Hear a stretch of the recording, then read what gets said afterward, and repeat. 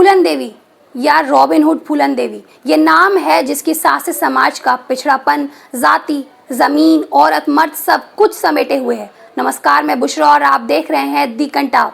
ये कहानी एक 10 साल की बच्ची की जो अपने बाप की जमीन के लिए भिड़ गई थी, या एक बालिका वधू जिसका पहले उसके बूढ़े पति ने शोषण किया, फिर श्री राम ठाकुर के गैंग ने, या एक खतरनाक डाकू जिसने बेहमाई गांव के 22 लोगों को लाइन में खड़ा कर गोली मार दी, या फिर उस औरत की जिसकी जिंदगी पर फिल्म बनाकर उसका बलात्कार दिखाने वाले ने उससे पूछा भी नहीं था, या शायद एक पॉलिटिशियन के तौर पर जिसने 2 बार चुनाव जीता, या फिर एक औरत जो खुद से मिलने आए फैन शेर सिंह राणा को नाग पंचमी के दिन खीर खिला रही थी, बिना ये जाने कि कुछ देर बाद यही आदमी उसे मार डालेगा।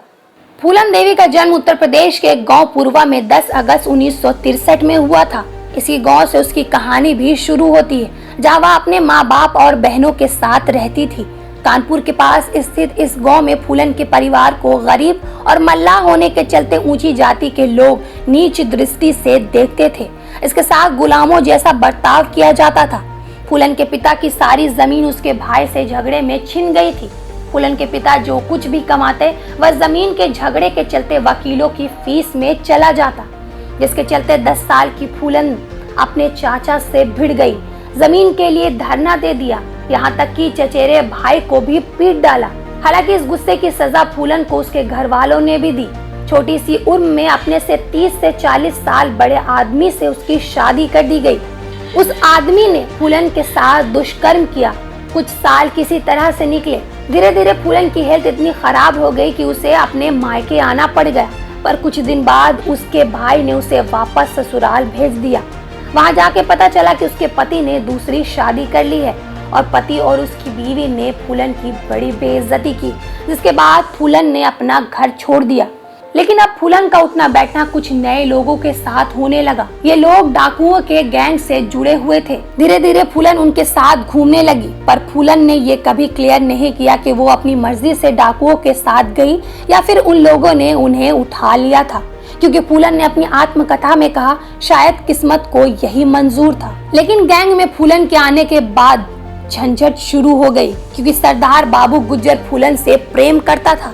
इसी बात को लेकर विक्रम मल्लाह ने उसकी हत्या कर दी और खुद सरदार बन बैठा। अब फूलन विक्रम के साथ रहने लगी, लेकिन यहाँ से फूलन की जिंदगी ने एक नया मोड़ ले लिया जब इस गैंग की भिड़त हुई ठाकुरों के एक गैंग से। दरअसल श्री राम ठाकुर और लाला ठाकुर का एक गैंग था, ये जो सरदार बाबू गुज्जर की हत्या से नाराज था और इसका जिम्मेदार फूलन को ही मानता था। दोनों गुटों में लड़ाई हुई, जिसके बाद विक्रम मल्लाह को मार दिया गया। ये कहानी चलती है कि ठाकुरों के गैंग ने फूलन को किडनैप कर बेहमाई में 3 हफ्ते तक उसके साथ दुष्कर्म किया।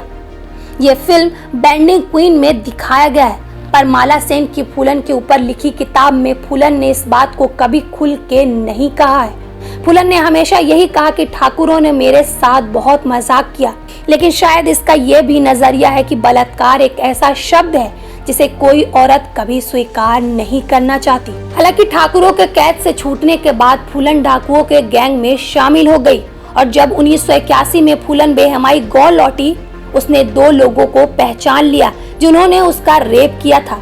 बाकी के बारे में पूछा तो किसी ने कुछ नहीं बताया, जिसके बाद फूलन ने गांव से 22 ठाकुरों को निकाल कर सरेआम गोली मार दी। यही वो हत्याकांड था जिसने फूलन की छवि एक खूंखार डकैत की बना दी। चारों ओर बवाल मच गया।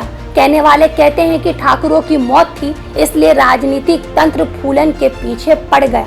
मतलब अपराधियों से निपटने में भी पहले जाति देखी गई। पुलिस फूलन के पीछे पड़ी, उसके सर पर इनाम रखा गया और मीडिया ने फूलन को नया नाम दिया, बैंडिट क्वीन। लेकिन उस वक्त एक राजा भी था, यूपी के मुख्यमंत्री वीपी सिंह, जिन्हें बेहमाई नरसंहार कांड के बाद रिजाइन कर अपना राज्य छोड़ना पड़ा था। पर इस नरसंहार के 2 साल बाद भी पुलिस फूलन को नहीं पकड़ पाई, जिसके बाद तत्कालीन प्रधानमंत्री इंदिरा गांधी ने आत्मसमर्पण पर बातचीत करने का फैसला किया। इस समय तक फूलन की तबीयत खराब थी और उसके गिरोह के अधिकांश सदस्य मर चुके थे। कुछ पुलिस के हाथों मारे गए तो कुछ अन्य गिरोह के हाथों मारे गए, और फरवरी 1983 में वह अधिकारियों को आत्मसमर्पण करने के लिए सहमत हुई। हालांकि उन्होंने कहा कि उसे उत्तर प्रदेश पुलिस पर भरोसा नहीं है और उसने जोर देकर कहा कि वह केवल मध्य प्रदेश पुलिस के सामने ही आत्मसमर्पण करेगी। और फूलन ने कुछ शर्तें भी रखी।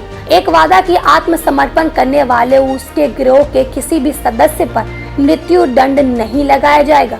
दूसरा, गिरोह के अन्य सदस्यों के लिए कार्यकाल 8 वर्ष से अधिक नहीं होना चाहिए। जमीन का एक प्लॉट उसे दिया जाए। साथ ही उसके पूरे परिवार को पुलिस द्वारा उसके आत्मसमर्पण समारोह का गवाह बनाया जाना चाहिए। जिसके बाद इंदिरा गांधी की सरकार ने उनसे समझौता किया कि उसे मृत्यु दंड नहीं दिया जाएगा और उनके परिवार के सदस्यों को कोई नुकसान नहीं पहुंचाया जाएगा। और फूलन देवी ने इस शर्त के तहत अपने 10,000 समर्थकों के समक्ष आत्मसमर्पण कर दिया। मध्य प्रदेश के मुख्यमंत्री अर्जुन सिंह के सामने उन पर 22 हत्या, 30 डकैती और 18 अपहरण के चार्जेस लगे, जिसके बाद बैंडिट क्वीन को 11 साल जेल में काटना पड़ा। लेकिन 1993 में मुलायम सिंह की सरकार ने उन पर लगे सारे आरोप वापस लेने का फैसला किया। राजनीतिक रूप से ये बड़ा फैसला था और 1994 में वो दिन भी आया जब फूलन जेल से छूट गई और सब लोग बस देखते रह गए। जेल से छूटने के बाद फूलन की शादी उम्मैद सिंह से हो गई। हालांकि उत्तर प्रदेश और मध्य प्रदेश सरकार तथा प्रतिद्वंदी गिरोह ने इसके बाद भी फूलन को पकड़ने की बहुत सी नाकाम कोशिश की। लेकिन अब फूलन की जिंदगी बदल गई, पर मौत आ गई, क्योंकि 1996 में फूलन देवी ने समाजवादी पार्टी से चुनाव लड़ा और जीत भी गई। मिर्जापुर से सांसद बनी। चंबल में घूमने वाली फूलन अब दिल्ली के अशोक रोड के शानदार बंगले में रहने लगी और 2 बार मिर्जापुर से सांसद रही फूलन से 25 जुलाई 2001 को शेर सिंह राणा मिलने आया और इच्छा जाहिर की कि फूलन के संगठन एकलव्य सेना से जुड़ेगा।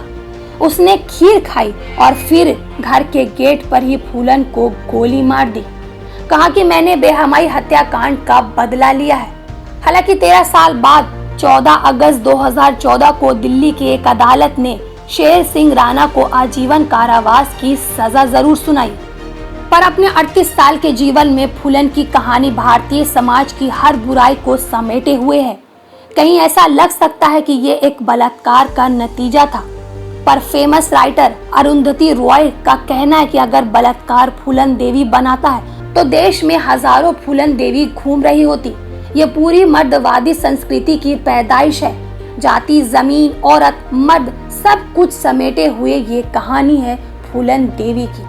ऐसे ही खबरों के लिए देखते रहिए दी कंटाप। हमारे दी कंटाप चैनल को फेसबुक पे फॉलो करें, यूट्यूब पे लाइक, शेयर, सब्सक्राइब करें और बेल आइकन दबाना बिल्कुल ना भूलें।